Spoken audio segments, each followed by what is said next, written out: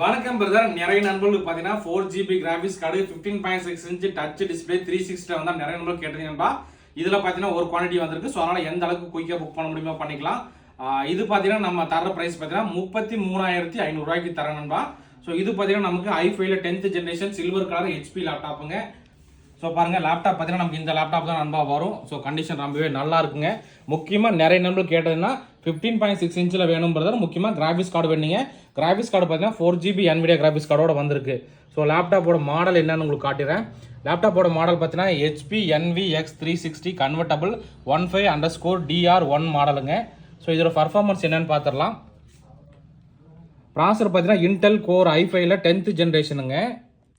1.6 GHz speed. Core பார்த்தீங்கன்னா 4 core ப்ராசர் வந்திருக்கு. ரேம் பார்த்தீங்கன்னா 8GB ரேம் DDR4 மொத்தம் 32GB ரேம் சப்போர்ட் ஆகும். SSD பார்த்தீங்கன்னா 256GB NVMe SSD. முக்கியமாக பார்த்தீங்கன்னா NVIDIA GeForce MX 250 dedicated graphics card பார்த்தீங்கன்னா 4GB வந்திருக்கு. ஸோ அதனால் இந்த லேப்டாப் உங்களுக்கு AutoCAD, Photoshop, CorelDRAW, multimedia, rendering, gaming so அந்த மாதிரி எல்லாத்துக்குமே சப்போர்ட் ஆகும் நண்பா. இதில் பார்த்தீங்கன்னா ஒரு குவான்டிட்டி தான் வந்திருக்கு. இதோட ப்ரைஸ் நம்ம தரது 33,500 ரூபாய்க்கு தரோம். ஸோ நண்பர்கள் வந்து எந்த அளவுக்கு குயிக்காக புக் பண்ண முடியுமோ பண்ணிக்கலாம் நண்பா. ஸோ இந்த மாதிரி லேப்டாப் டெஸ்க்டாப் தகவல் வந்து தெரிஞ்சுக்கணும் நம்மளை வந்து ஃபாலோ பண்ணிக்கங்க. ஓகே நண்பா, தேங்க்யூ.